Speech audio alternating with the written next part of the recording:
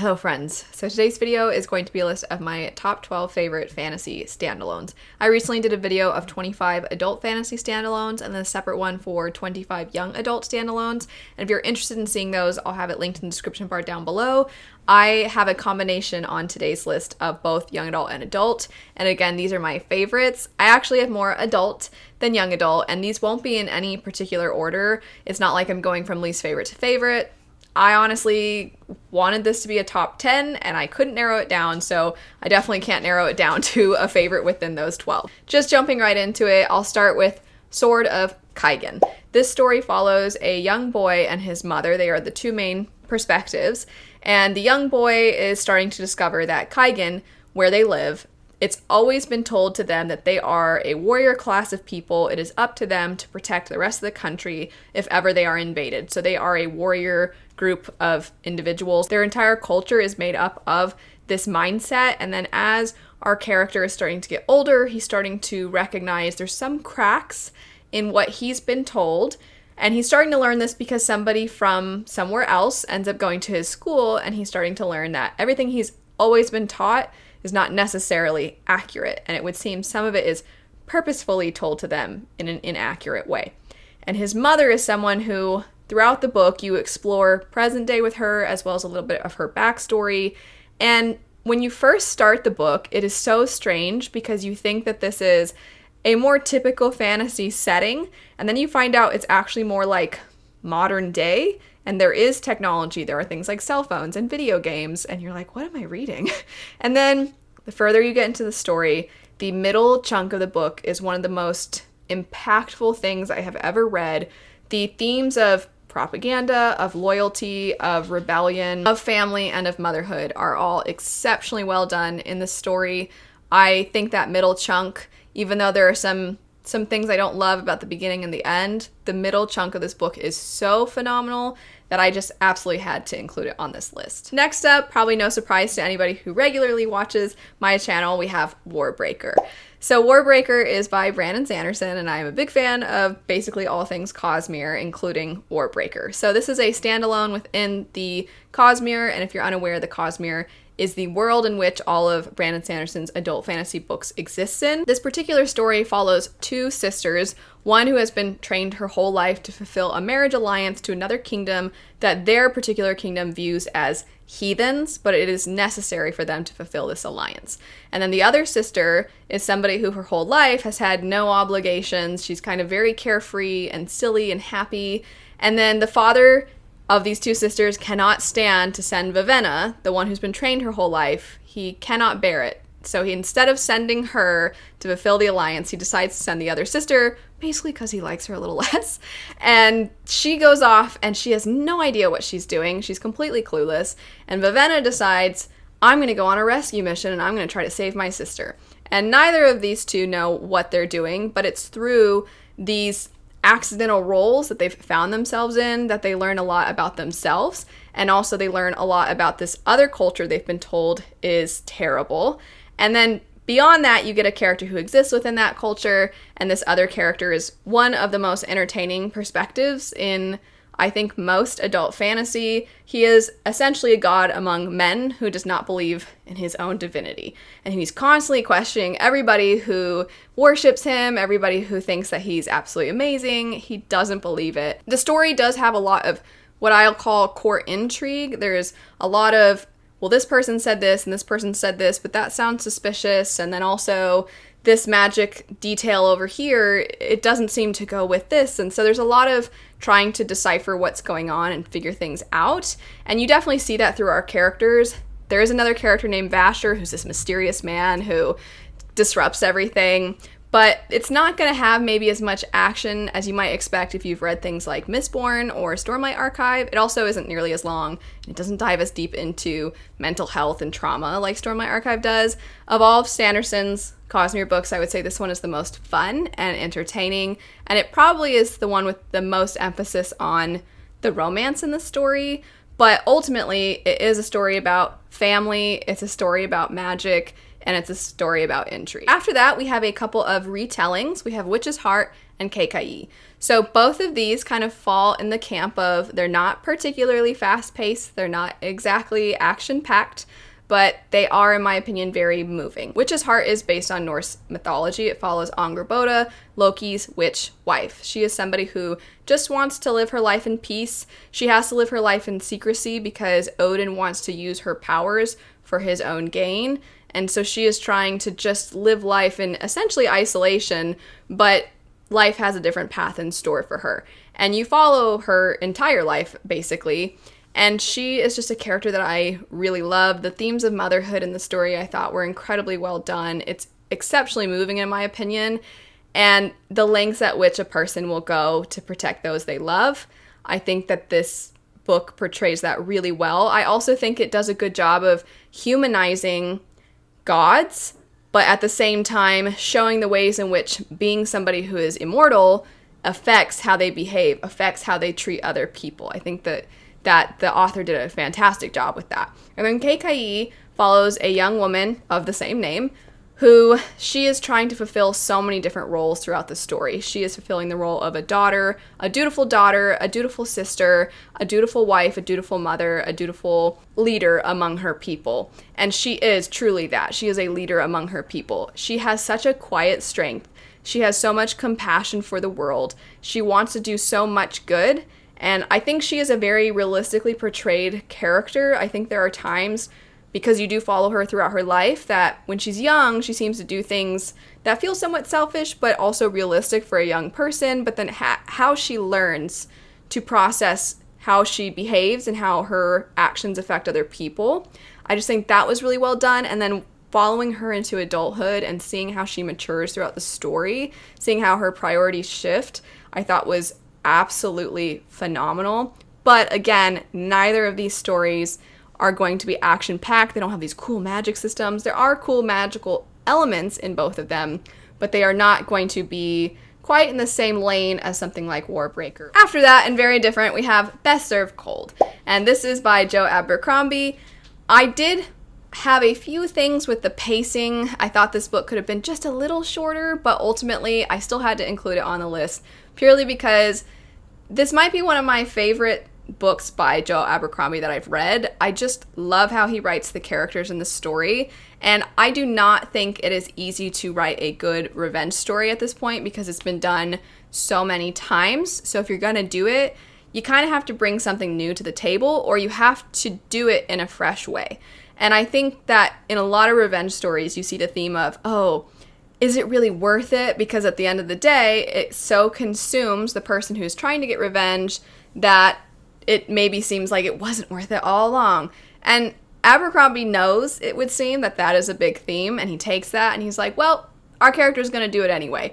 And there's something about the forcefulness of Monza, our main character, that I found really compelling throughout the book. Plus, the book is hilarious, and as usual, Abercrombie has a way of making you root for people that you probably shouldn't be rooting for, that you don't really want to root for, and that you can sort of safely explore the darker side of the human mind. Basically, the exact opposite of that, we have Half a Soul. So if you watched my previous two standalone videos, this is one that I didn't get the chance to mention because I hadn't yet read, but it is very, very cute. It's the cutest thing on this list for sure. It follows a young woman who a person from the land of fairy tried to take her soul, but they were attacked while doing so, and they only succeeded in taking half of her soul. She is a woman of high society in England, and as she has grown up into a woman from the time that this event occurred when she was young, because the fairy was only able to take half her soul, the result is that she has a lot of her emotions and her reactions to things somewhat dulled. And because of the fact that she is a woman within high society in England, every little mannerism, every little reaction to things is such a big deal in their society. And so her having a very different way of expressing herself, it makes a lot of people see her as an oddity. And she is just doing whatever she can to be there for her cousin. Her cousin is somebody who is very supportive and wants to be there for her. And the two of them, I really liked their relationship. But at the end of the day, this is actually a love story. And the way that our main character, Dora, her interactions with this love interest that is introduced in the book, I thought were incredibly adorable.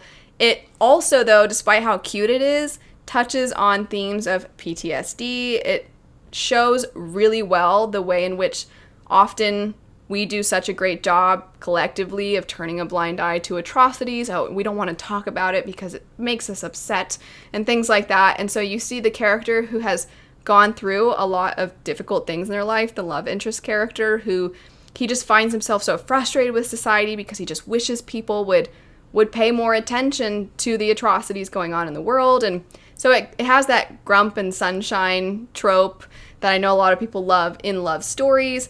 It is so charming, it's delightful, it's so cute, it's so well done, and it is so unlike basically everything else on this list. Another book that I think is delightful but in a very different way is Nettle and Bone. And I have talked about this book so much this year. This is the first book by this author I'd ever picked up, and I fell in love, and I have since picked up 2 other books by them. Nettle and Bone follows a young woman who would not consider herself particularly exceptional. She's just an average person. She's growing up in a convent. Her sister, however, is in very extreme circumstances. Her sister was married off to a foreign prince, and it is vital that this marriage is sustained because it is through this prince's army that their kingdom is kept safe. However, our main character, Mara, discovers that the prince is abusing her sister, is mistreating her extremely.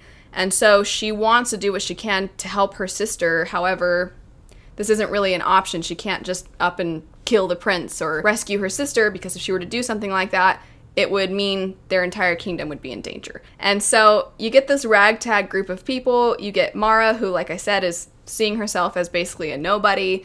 And then you have a woman who is a dust wife, a fairy godmother who specializes in curses, and a disgraced knight. And so these individuals all band together to see if they can find a way to basically save the day. And it is what I would consider to be a new grim fairy tale. If you like those kinds of stories, I would highly recommend this one. And also, it's incredibly short, but it is hilarious while also touching on darker themes. Next up, we have the story Lancelot. This one, similar to a couple of the others that I mentioned, is a slower going story. It follows a character from the time that they are young as they grow into a man. It reminds me in a lot of ways of Bloodsong by Anthony Ryan. If you've read that book, then I would just immediately say check out Lancelot. The writing style is incredible. So if it's not clear, Lancelot follows Lancelot from the King Arthur story, and it does it in a way that I think a lot of us have not really seen this character before. But the writing style is stunning, and it's stunning in a way that is not necessarily flowery or incredibly metaphorical.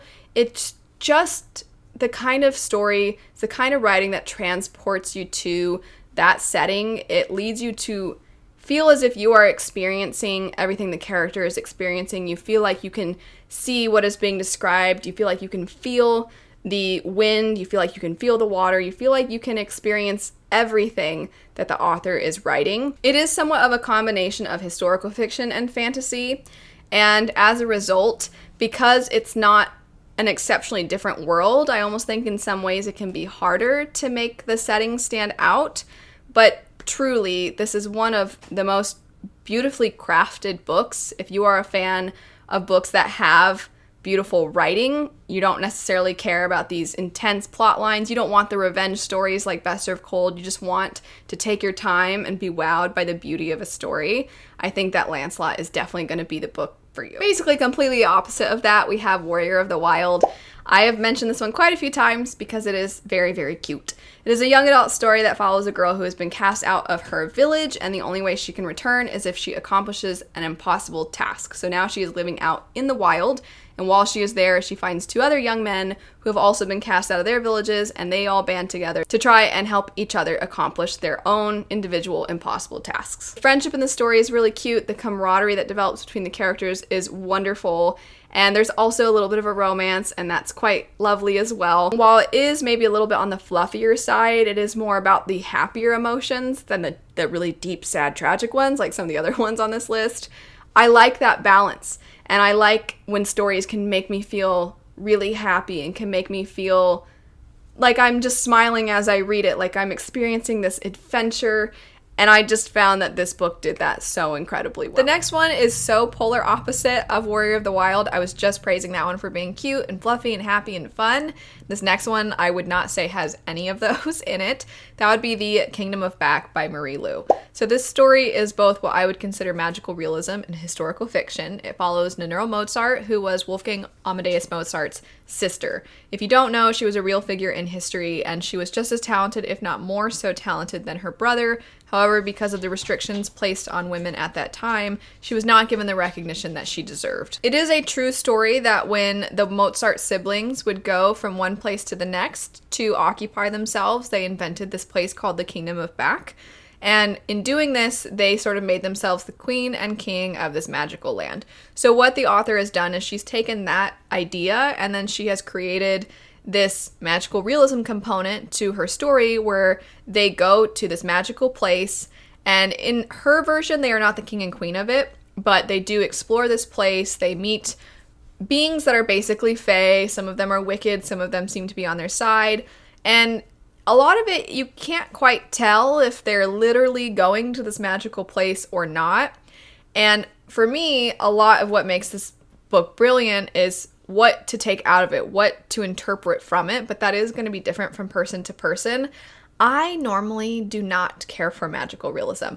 I also, because I majored in music, I'm very picky when it comes to books that have a large musical component to them, because sometimes the authors, they don't really quite do the music the way that is accurate, and just from my background, it ends up standing out to me in not necessarily a positive way.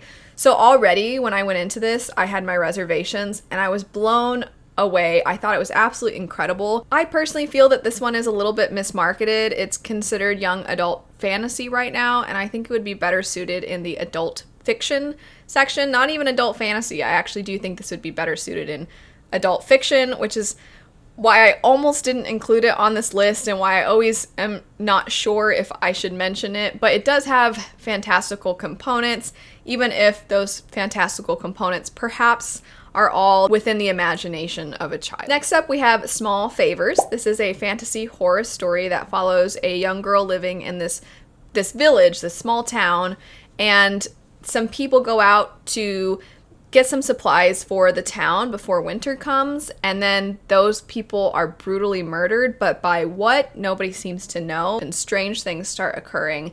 And for me, while I didn't absolutely love the ending of this book, it almost didn't matter because it was so much more about the little things occurring along the way and the little tiny creepy moments. I thought the author did a phenomenal job with them. I didn't really know what was going on. I wasn't quite sure. I didn't really care for a lot of the story. I just enjoyed the feeling of being scared. And I am not well versed in fantasy horror. So maybe the more I read, the more that my feelings toward this one will change. But I had such a great time with this one. It is deceiving in its cover because it looks like it's going to be very happy, but there's so many creepy things that occur in it. Last on the list, we have Spinning Silver. This is another one that I've mentioned quite a lot ever since I read it because I really, really did enjoy this one. It has so many things in it that make it worthwhile. For one, the atmosphere is written so incredibly well. It is one of those stories that makes you feel cold when you are reading it.